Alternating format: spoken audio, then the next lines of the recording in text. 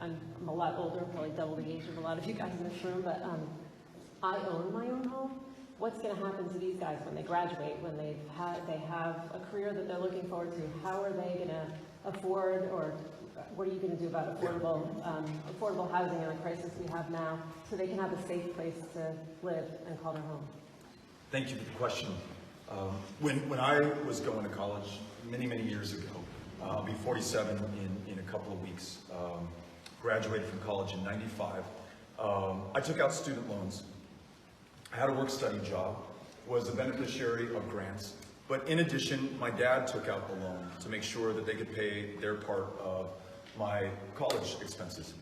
And I'll never forget the disappointment on his face when I told him I was an English major, that he was taking on all this debt, and so you can read books. What are you doing with this stuff? But I think of that because my dad and mom at that time had equity in their home that they could borrow against. And there are many of our fellow Americans who do not. And some we should acknowledge based on their race. A history of redlining and exclusion from capital and mortgages, and the ability to build equity that you can borrow against to send your kid to college, or to give them the seed money to start a small business, or just to have something that you can pass on to that next generation.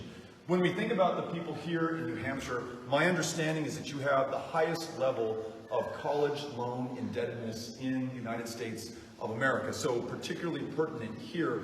And if you're worried about meeting the note on that student loan payment, you may not have the capacity to also meet a note for your mortgage, or put food on the table, or afford to live in this state. And we also see this state becoming one of the oldest states in the Union, I'm also told. So all this stuff is connected. A couple of ideas.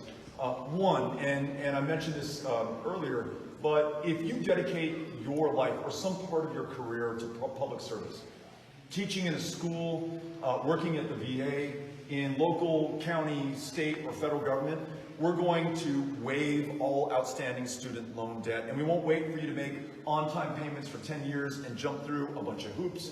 We'll do that in real time starting day one. That frees up additional capital.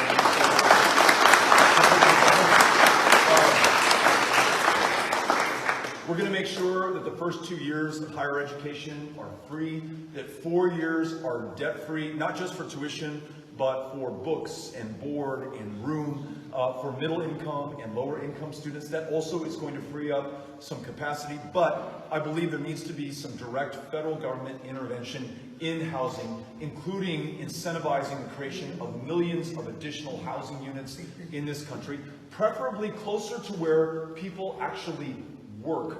Right now I hear from people in New Hampshire and throughout this country who live hours from their job and have to drive an hour or two in each direction. The cost for fuel, the wear and tear on the vehicle, the expense that we all bear in terms of the emissions and a warming planet. We have an incentive to do the right thing by making sure that we have housing closer to where they work, which might mean that wealthier people have to make sure that they're okay living with people who are not as wealthy as they are.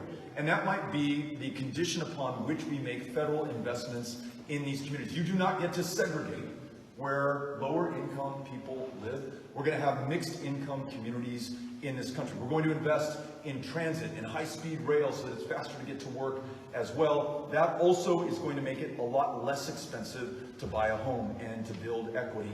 And I think that's a responsible way for the federal government to get involved and improve the quality of life for everyone in our cities. Thanks for asking the question.